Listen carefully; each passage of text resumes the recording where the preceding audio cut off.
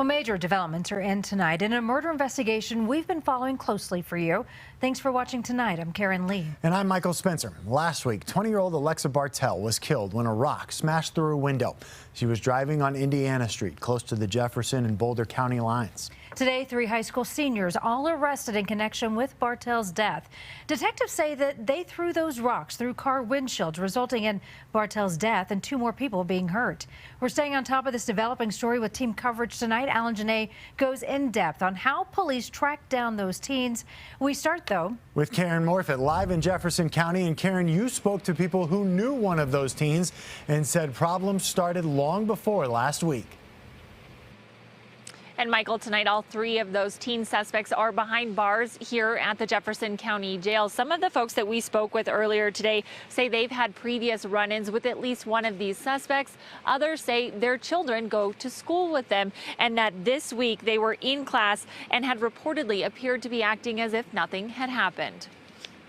Joseph Koenig, Nicholas Korolchek, and Zachary Quack, teenagers now accused of throwing a rock at Alexa Bartell's car, killing her. Having it linked to somebody that is in your general neighborhood, in your school, it's heartbreaking. A neighbor who asked not to be identified told us she was not surprised to learn the boy down the street, Joseph Koenig, was involved. Unfortunately, it wasn't a shock when we found out that Joe was one of the people accused of this incident. There had been discussions and concerns in the neighborhood for actions that he had taken in his past. According to the Jefferson County Sheriff's Office, all 3 are high school seniors, one at Stanley Lake, another online, and another at Ralston Valley. They were arrested in their homes, they were brought to the sheriff's office for questioning, and then they were booked into our jail. On social media, students commented about being in class with Koenig, saying, quote, 2 days ago was like any other day. And Zachary Quack reportedly attended prom over the weekend, posting on his Instagram just before being arrested. Each of the 3 teens now charged with first-degree murder, extreme indifference. Exhibits indifference about what they're doing, and this one in relation to respect for human life. Now, each of those suspects will go in front of a judge for the first time tomorrow morning. We will be in court and update you on what happens. We're live tonight in Jefferson County. Karen Morfitt covering Colorado First.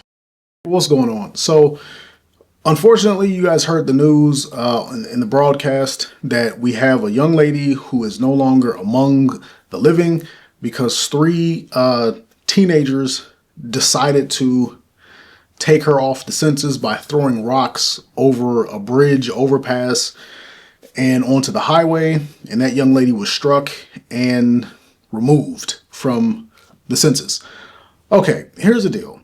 I'm going to say something, and I don't want you guys to take it the wrong way, but just hear it for what it is. This is the result of baby mama culture.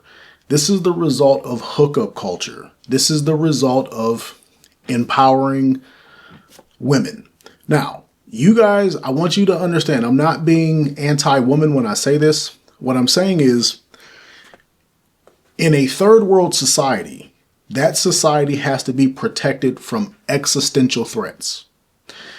But in a first world society, that society has to be protected from internal threats. And one of the biggest and most prevalent internal threats is any threat that seeks to destroy the foundation of that society, the foundation that makes the society strong.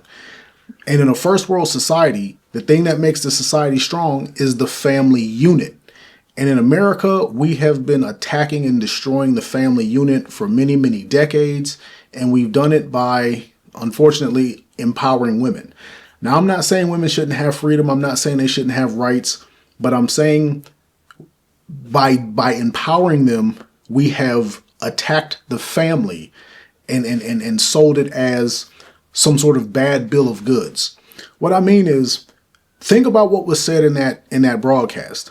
The people were saying that they're not surprised that at least 1 or 2 of those kids were involved in this because multiple people had run-ins with those kids before.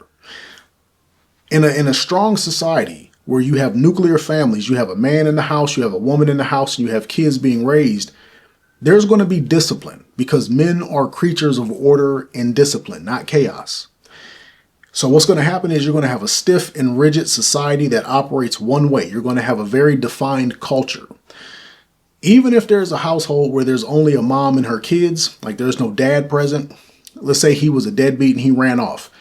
Even in that case, you're going to have a society that acts as a guidepost. Those kids who don't have a father, they're going to step outside. Their home life might be rough, but when they step outside, it's going to be very clear the path that they need to take because everybody in society is going to move in a particular manner. And when they don't go with that flow, they're going to be ostracized and they're going to be deeply ostracized and it won't feel good. So that helps you get people back on track. In today's world, we call it shaming and all of that. But what happens when you empower women through baby mama culture, through, the women's empowerment movement, telling women that they're equal and that we're going to pay you even more than men and we're going to boost you over men and we're going to put you in college over men? What happens when you have all these empowered women is that all of a sudden they don't feel like they need the family unit. They feel like they can exist without the family unit or that they can lead the family unit devoid of this man. They don't want to be a part of the unit. They want to be a standalone thing. And then you have all these broken homes, and where you would have had one wayward kid that could have looked to society to correct their path. Now you have dozens and dozens and hundreds of wayward kids. And what happens is those kids go out and they have kids and they repeat the cycle. And now you have an entire society of broken homes where no one has discipline. Everyone is being gentle parented. No one can be controlled. Think about what was said. Multiple people had run-ins with these kids and no one was able to correct them. No father came out and jacked them kids up when they were acting stupid in the neighborhood.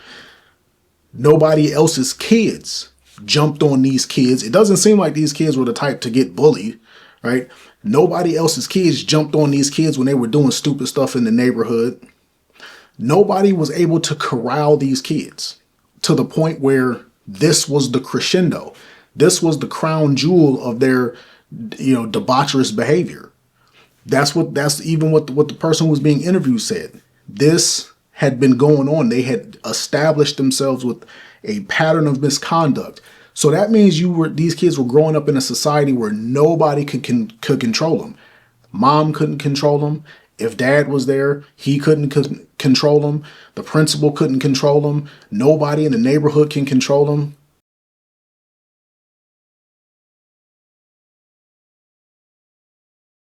Right? You can't control these kids. And that typically happens you see this a lot in Black culture, Hispanic culture, lower income cultures, but now you see it in white culture.